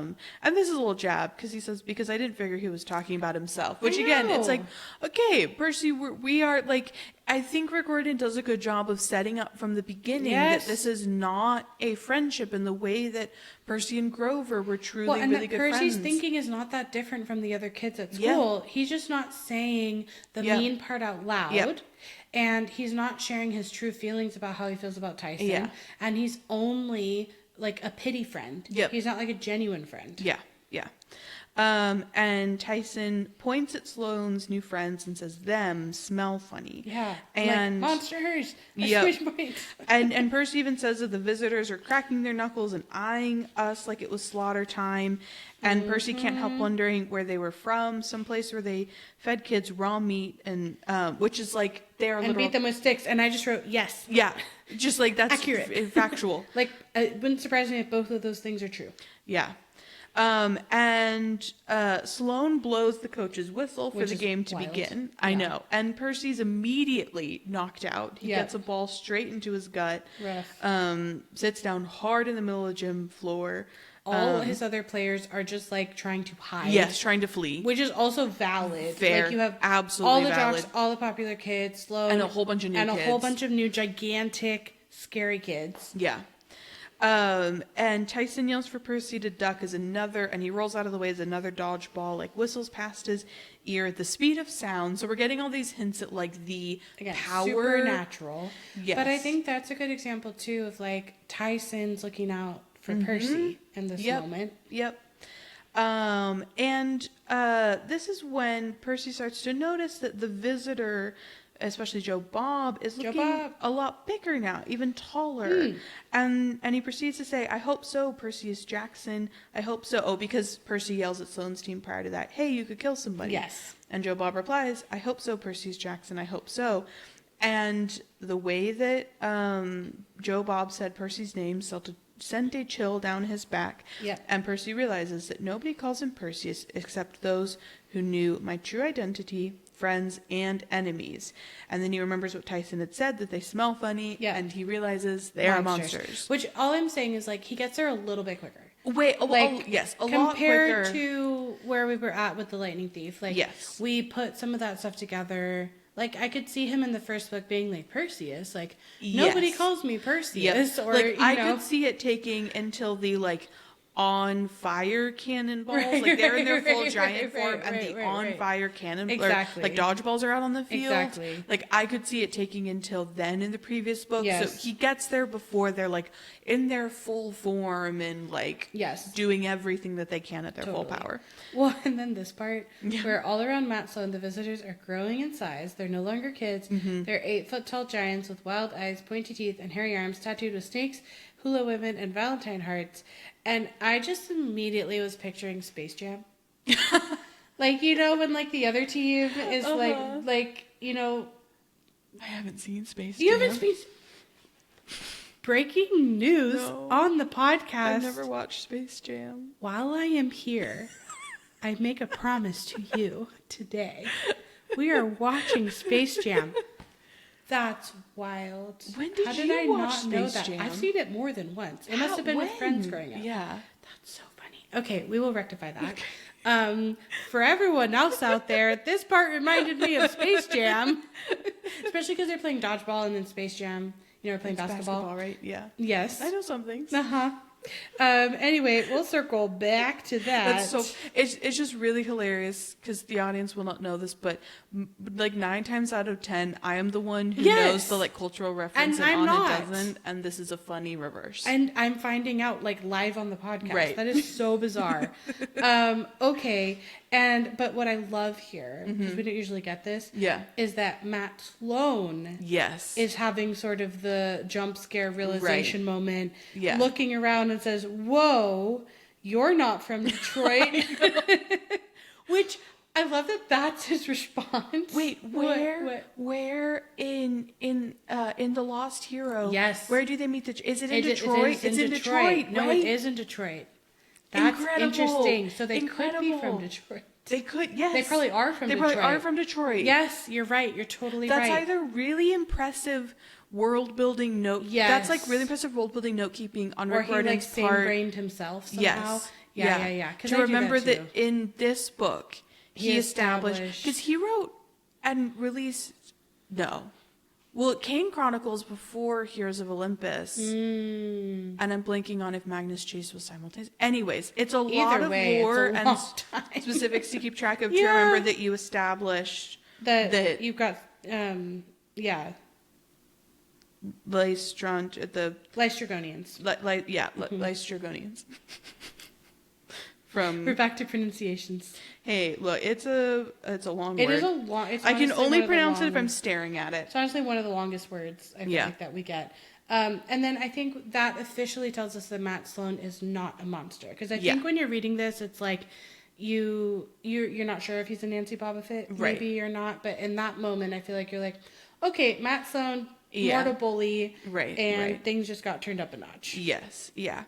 And all the other kids on Matt Sloan's team who are also just regular kids start screaming and backing towards the exit. And basically everyone who is not the Giants and Percy and Tyson are just like trying to get out of the gym now. Which is a really valid and good reaction. Absolutely. Are we thinking that it is logical that it is when Percy realizes they're monsters that they then turn into monsters because he realizes it, so the mist isn't working on him anymore?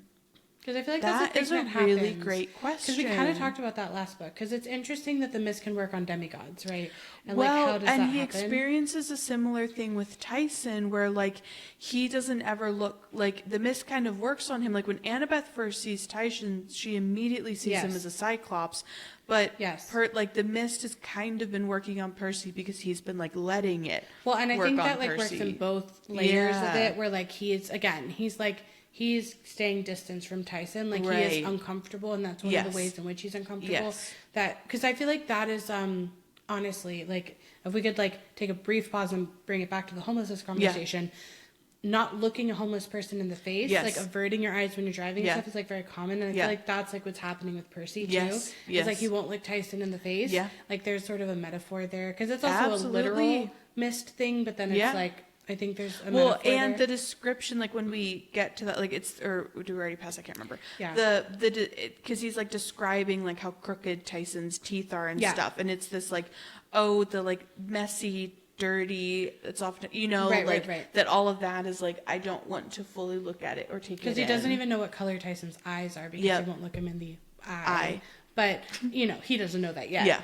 But anyway, I just feel even with later with the vampire cheerleader kind of I think he doesn't see who they are until he kind of realize until it switches, and then he's oh, and then they become monsters to him. No, that is a really good point, because in my brain I think I'd always imagined it as they were in their disguise forms and then they were came out of it. But I think it's a really good point that it could also just be the mist is now going away for Percy because he's realizing. Right, exactly. Yeah. And so Percy yells at the Giants for them to let everyone else go. Yep. And Joe Bob basically says, "No, son of the sea god." So they know. They know who Percy is. They know. We Lystrogonians aren't just playing for your death. We want lunch. So interestingly, I guess our giants, because cannibalism is eating. You're saying giants are not humans. Well, so interestingly, okay. I looked up the Greek mythology of the Lystrogonians. Yes, you did. That's and right. Their original ancestor is a son of Poseidon. Oh, well, but they're wanting to eat all the other mortal humans. True. Which wouldn't technically be cannibalism. Yeah, I've always actually wondered that about this. But I still think that that's really interesting. Yeah. And especially because they say, like, son of a sea god. Right. You know, I feel like, and this book is just full of, like, sons of the sea god. Like, Yeah. sons and descendants of Poseidon. Yeah. It's just, like, this whole book. Yeah. Everybody we meet. But it feels a little bit like, unless we're saying giants are so, like, Similar to humans that it's kind of the same, it feels a little bit like saying humans are cannibals for, like, eating cows. It's like, well, but cows, well, you know, no, like... I actually have always wondered that about this chapter. Like, it has always been confusing to me that, like, monsters eating humans is cannibalism, but I think it's how it's described in the original. It is, like, Greek mythology, so like that's where it's coming from. Right. So I'm not sure if like there's just a sense of that relatedness. Giants are like closely. Yeah, I don't know. I guess because they are like humanoid. And, yeah, you know, sure, like, and they're speaking like us. Like, yeah. I think that we are more similar to them than cows are to us. To go to your example, right? Like in terms of our stature and language and all those kinds of things. But then also like they can turn into dust and they are monsters. So, yes. But which brings up what we deal with in I think Heroes of Olympus of like when we see monsters all in this way of like disposable, killable, whatever, like is that really valid? Like are we really so distant from them, and like do we have the power to make that decision, or should we have the power to make that decision? Absolutely. Which I'm so excited for you. There's further exploration of that in books that you have not read, and I'm so excited. Very exciting. For when we get to that. Me too. To really dive into all of that. Can we talk about Joe Bob's bicep tattoo? Oh, yes, we must. Because like, as you can tell throughout this whole episode, Joe Bob is my fave. of all the giants. Yes, he has a tattoo on his bicep that says JB loves, spelled LUVS, baby cakes. Baby cakes. Shout out to baby cakes. Who's baby cakes? Shout out. Poor baby cakes. Yeah. Percy even thinks poor baby cakes. Yeah, that's true. Shout out to baby cakes. Shout out to Joe Bob. Yeah. Who then waves his hand after saying, "We want lunch." He waves his hand, and a new batch of dodgeballs appeared on the center line. But these balls weren't made of red rubber. They were bronze, the size of cannonballs, perforated like wiffle balls with fire bubbling out of the holes. That is rough. And this is one of a couple moments where I'm like, giants can do magic. Because, like, they can just wave their hand and magic fire, like, cannonballs appear in a line in the gym. And later, I think they, like, close the door or something. Like, well, they send one at... Yeah, they can just do magic. Yeah, I guess they can. I was not aware of that. I just thought that was interesting. Yeah. And this is when Percy tries to get Coach Nunley's attention, who just looks up, which like the mortal coach who's a million years old or whatever can help them. Like, and also as if like putting the him in mist danger. I feel like be working in overtime to try to cover all this up. So Nunley just looks up sleepily, as if he like saw nothing abnormal. Yeah. And Percy says, but if he saw anything abnormal about the dodgeball game, he didn't let on. And then Percy kind of remembers about the mist and basically like, okay, well, that's a problem. Well, but here's another, you know how we're always talking about like how demigods and gods talk about mortals? Yes. Percy's over here like, well, if he didn't see it, it's because the mist blocks mortals' visions and like as they can't see stuff. And I'm like, didn't do the same thing you for him. Just thought they were kids. Like you... It affected you too. Yes. I don't know. I was just like, come on, guys. Yeah. No, absolutely. And then I just have to derail us a little bit to point out. So, because he's kind of wondering, like, maybe the coach saw a few 8th graders pounding the younger kids like usual. Maybe the other kids saw Matt Sloane's thugs getting ready to toss Molotov cocktails around. It wouldn't have been the first time.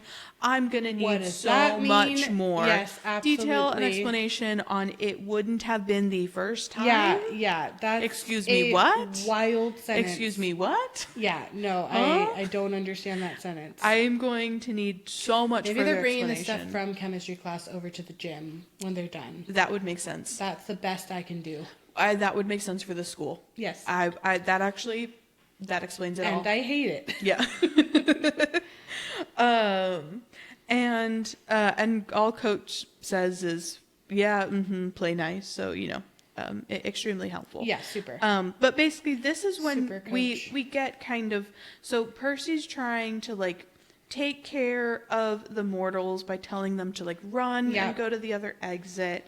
The fireballs are being launched, like everyone's scattering and screaming, and Percy reaches for Riptide, which he always kept in his pocket, but then realized that he was wearing his gym shorts. He had no pockets. This is where he had no pockets, yes. Yep, and Riptide was tucked in his jeans inside his gym locker. Which again, I don't know. I think that that's a design flaw. And if that's true, and if it's true they had pockets in ancient Greece, which someone let us know if you know if they did in the comments, please, because I'm really curious. Yeah. Like, that feels like a problem to me. That, like, this enchanted thing will work. Only if you've got pockets. Only with, like, unless you are Winnie the Poohing it. And then you cannot have your sword. Yeah. Would a shirt pocket count? I think so. Yeah. Oh, did he have a shirt pocket? Maybe Winnie the Pooh had a shirt pocket. Because I'm just, like if you've got one of those little front shirt pockets, like does any pocket, regardless of its positioning, count? Yes. Yeah. Still seems like a design flaw to me. I don't know. So Riptide is not available to him. He is completely defenseless.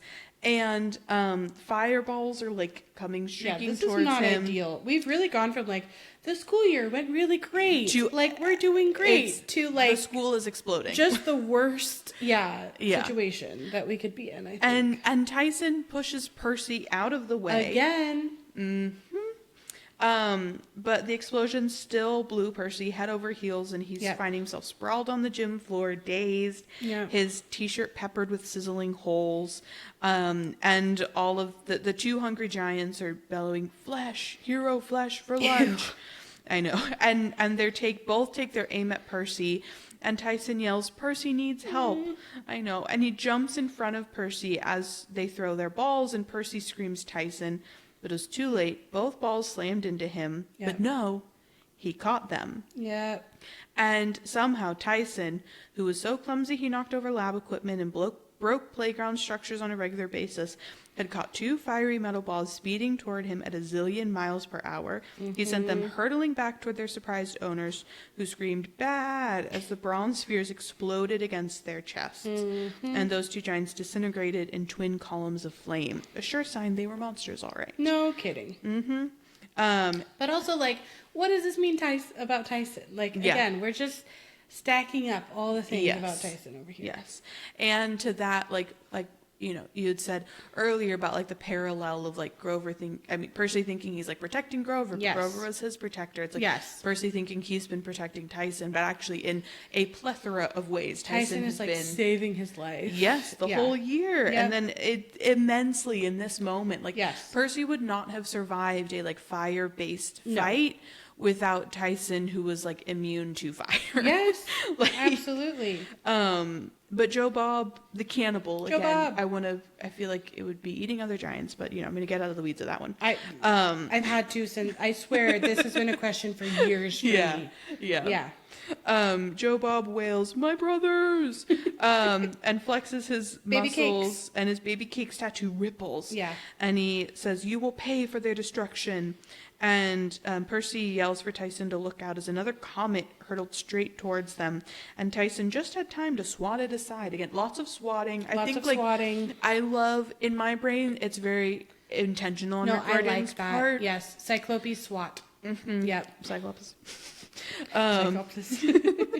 And so Tyson swats it aside, and it flew straight over Coach Nunley's head and landed in the bleachers with a huge kaboom. Kaboom! I feel like we've been needing something like that. I love a good... We're needing a kaboom. Percy Jackson kaboom. Yep. And so kids are now running around screaming, trying to avoid sizzling craters on the floors, and others are banging on the door, calling for help. Yep. And Sloane is just standing petrified in the middle of the court, watching in just like complete disbelief at everything that's happening. Absolutely. And Coach This Nunley's... kid, I mean... He's been a bully probably all his life. Yeah. And all of a sudden, he is so far out of his league. Yes. So far out of his league. Yeah. And Coach Nunley is still fully checked out from everything. Way to go, Coach. And Joe Bob roars, "Victory will be ours. We will feast on your bones."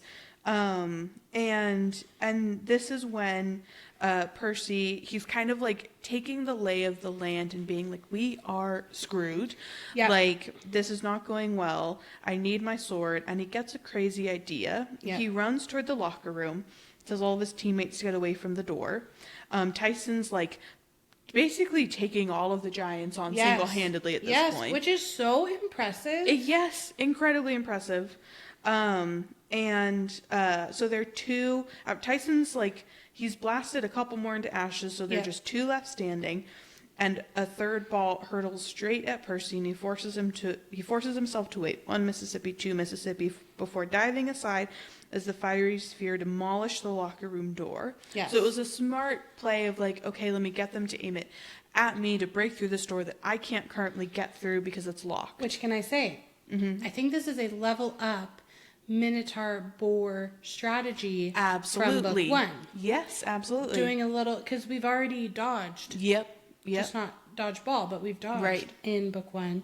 And I think this is like, not only can I dodge, but I can use it to have an effect that I need to have. Need to have. Yeah. Use it against my opponent for my own benefit. To get to something I need to get to. Yep. And so that causes a huge explosion. A huge whoom. Whoom. We get another one. Whoom. The wall blows apart. Locker door, socks, all these nasty personal belongings and gyms are raining all over the gym. And he turns just in time to see Tyson punch Skull Eater in the face. Dang. The giant crumples. At this point, I'm just like, Percy, like... Yes, this is the 2 and 2 is 4 kind of thing. Yes, and he's going 2 and 2 makes 3. Yeah, or just like not even like engaging in the math. No, right he's now. not. He's which like, again, like because he's not engaging with Tyson, not truly.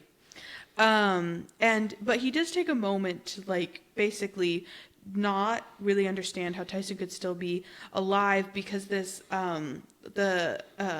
the Joe Bob, the last kind of giant standing, threw a fireball at Tyson, like kind of catching him off guard. So it slams Tyson square in the chest. He slides the length of the court, slamming into the back wall, which cracked and partially crumbled on top of him, making a hole right onto Church Street. Wild. And this is when Percy's like, it's crazy, this guy's still alive. How could he still be alive after this?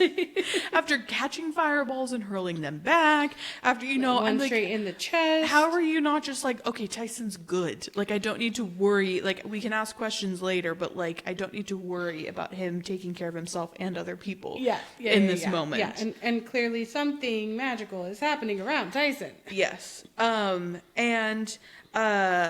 so Tyson looks a little dazed, and he kind of tries to pick up the bronze ball, but he falls back stunned into a pile of cinder blocks. And Joe Bob is like gloating that he's the last one standing, and that he'll have enough meat to bring baby cakes a doggy bag. Joe Bob.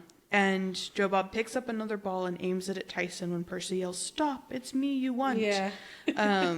And the giant grins and asks if Percy wishes to die first, young hero. And Percy's kind of like, okay, I have to do something. Like, Riptide has to be around here somewhere.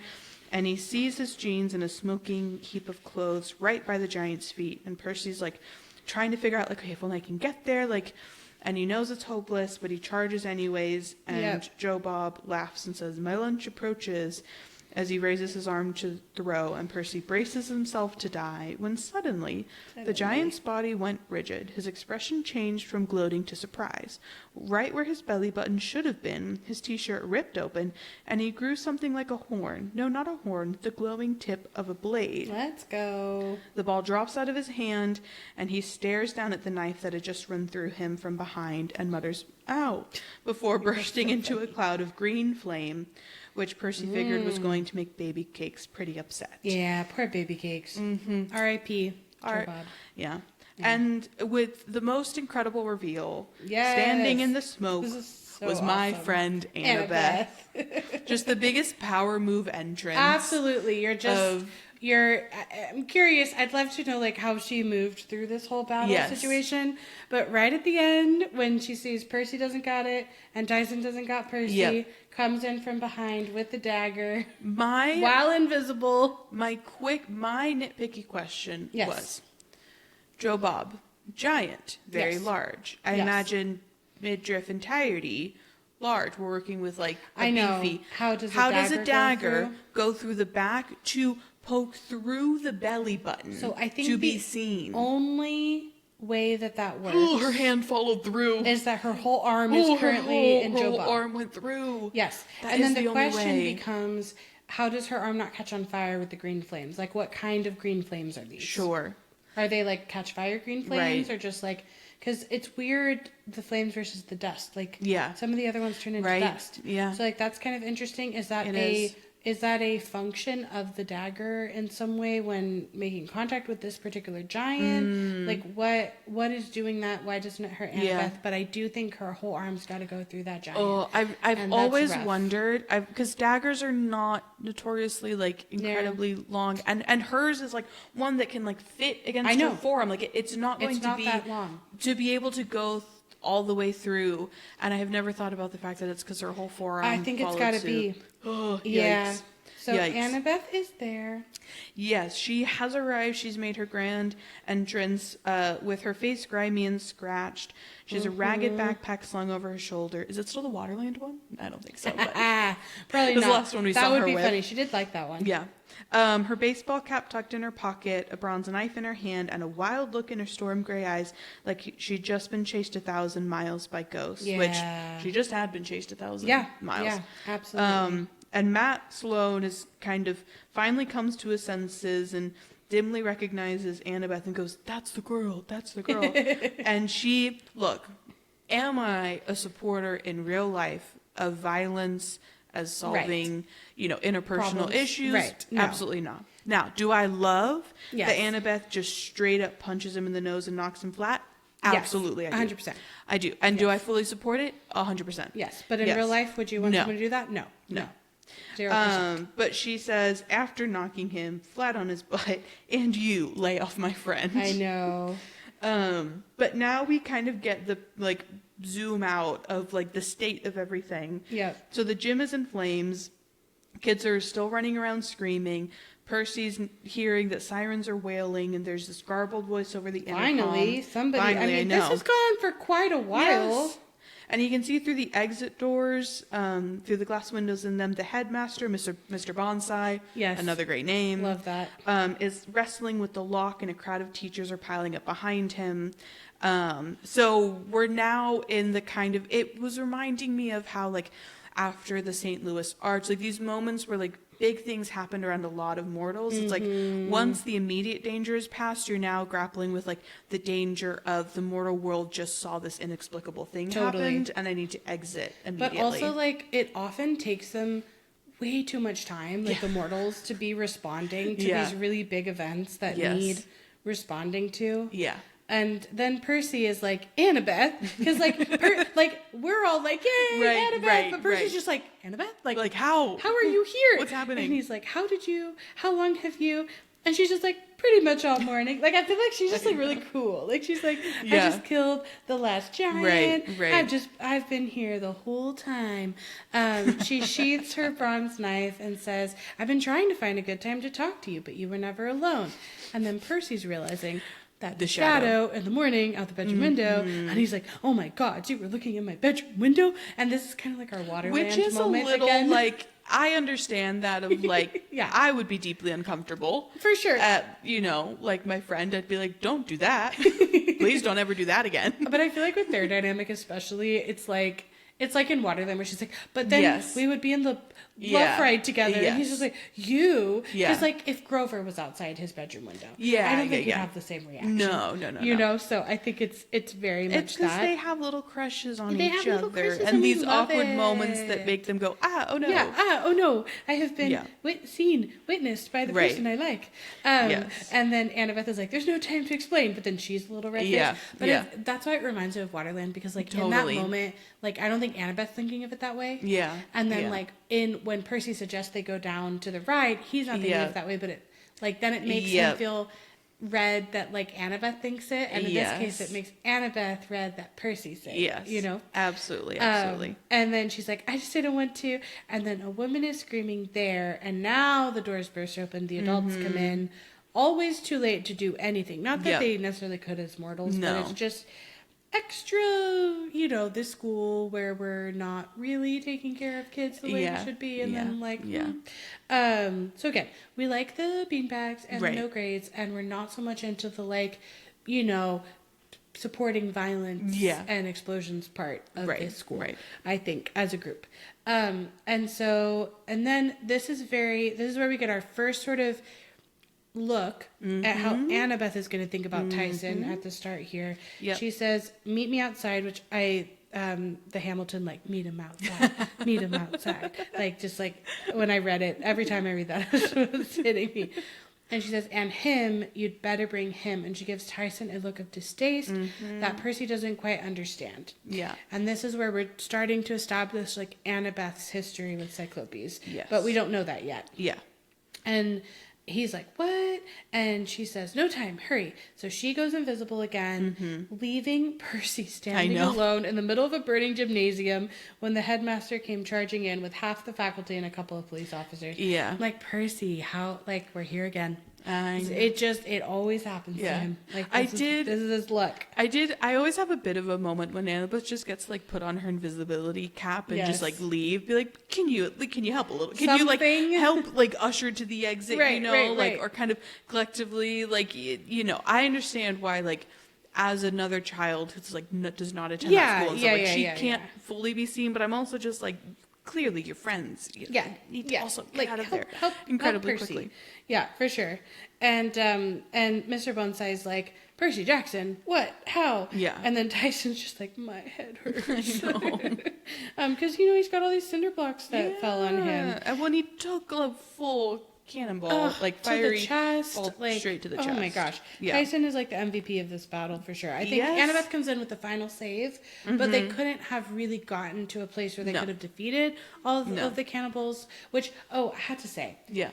Do we think cannonball... Oh, cannibal, dodgeball.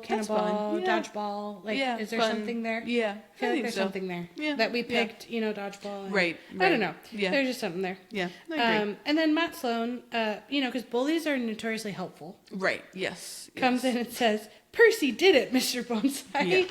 Yeah. He set the whole building on fire, which I'm like, in no way, shape, or form does that accurately or even remotely portray anything that just happened. Yeah. And then he says, Coach Nunley will tell you, he saw it all. I'm like, Lord. Like, at that point, I think Sloan just, like, knows Coach Nunley enough to know what his reaction will be. Like, he's not even thinking he's going to get back up truly on this. Yeah. And the coach does his, that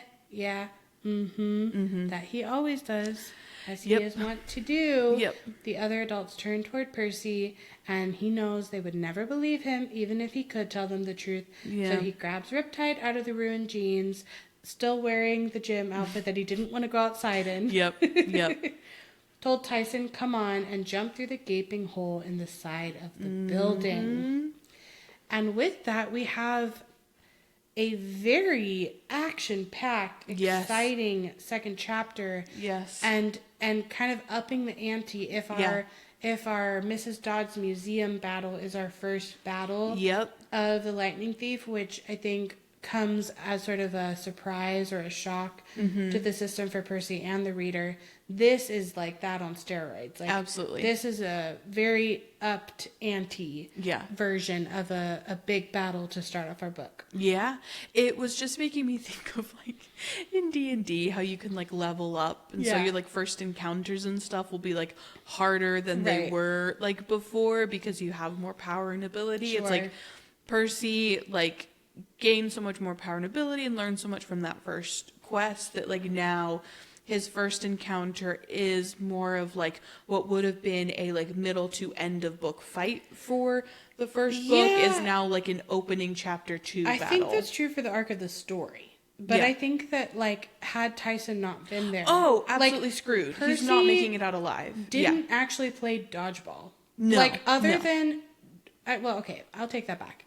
He dodges balls in a way that explodes to get his sword, but he never even makes it to his sword. Like, Percy doesn't actually take out any of the opponents in this game, monster or otherwise. Yeah. And I think, like, it's a very interesting position to start him out on. Like, again, after his success in the last book, I think it's good to put him on the back foot here. Absolutely. You maybe can't go to camp. Your best friend is in trouble. Yeah. You just faced new, bigger, badder monsters, and you actually, like, couldn't do anything to fight them. Like, everybody else Like, fought them except for you. I think it's a moment where Percy has to face that, like, without Riptide, and I guess also in that moment there, I don't know if he maybe doesn't have his powers enough yet to, like, be able to, like, he's close to the gym, which should have meant that there were showers close, and he probably could have called water had he thought of it and, like, utilized especially that ability. Fire and stuff, but that, like, when it comes to that, like,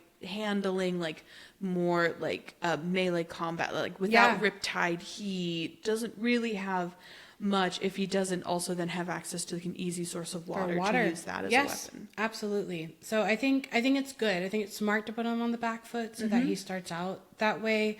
And you know, we have this other, it's always interesting to be like, who's the monster, like, and who isn't the monster, is just a bully and that kind of thing. Like, are the teachers in on it? Are they not? And, and so every year you kind of get to, like, assess for that, I feel like. But it, you know, at the end of the day, like, he didn't take anybody out. And I think that's a really interesting place to start this story as we go through more of, like, Percy not being the hero. Absolutely. Themes that we're going to explore in this particular book. Well, and I'm realizing now, even with, like, you know, Titan's Curse, like, he's not actually, like, picked for... like the quest in Titan's Curse either. He follows them on blackjack. Like, we actually have 2 books in a row where Percy is going to have to grapple with not being, like, picked and chosen and being put in these situations where he's on the outs and not, like, on the in group. Yeah, for sure. And I think like tracing how he responds to that over time and how that eventually leads him to the decisions that he does make, I think is, and you know, both in this and in Heroes of Olympus, I think is going to be really interesting as we watch his story progress. Yeah. And I think part of our, like, the larger video, we have the idea of making of how, like, Percy survives because he isn't the hero and his choice to not be the hero in the end is what means that he gets to live the mundane life with Annabeth. Absolutely. And I think in some ways, like, when he fights not being the hero, he and others are put in danger for it. Like, when he can't let go of that in this book, in Titan's Curse, like, I think that creates problems. And so that's going to be interesting too, like the actual consequences of his actions. At the beginning of Titan's Curse, like, he doesn't make the right call right in the battle with I'm blanking on the teacher's name. Who ends up being the creature whose name I'm also blanking on. So I think that there will be examples of that, and you know, he's going to be able to choose to learn from that or not, you know, but that feels really important. So I feel like those are already some themes out of this chapter that will carry forward. But do you have any other, like, themes or final thoughts to close us out? No, just that I'm excited. I know. And I feel like we keep reading and talking. I know. And I feel like it feels like even faster than the Lightning Thief. We're already in, like, diving deep into it. It really does. The Lightning Thief has to establish so much about how things are before they change. We're being able to hit the ground running, really, with Sea of Monsters, which is very exciting. I know. It is very exciting. Unfortunately, that means less Sally at the beginning than last time. I know. But, you know, I think I'm still excited for where she's headed. Like, we know she's headed good places. And, yeah, I feel like this introduces a lot of complexity for Percy as a character, as a hero, and for him to have to navigate. Absolutely. So I'm super excited to keep reading and keep talking and diving in. So we will see you next week when we read Sea of Monsters, Chapter 3, We Hail the Taxi of Eternal Torment. Bye. Bye.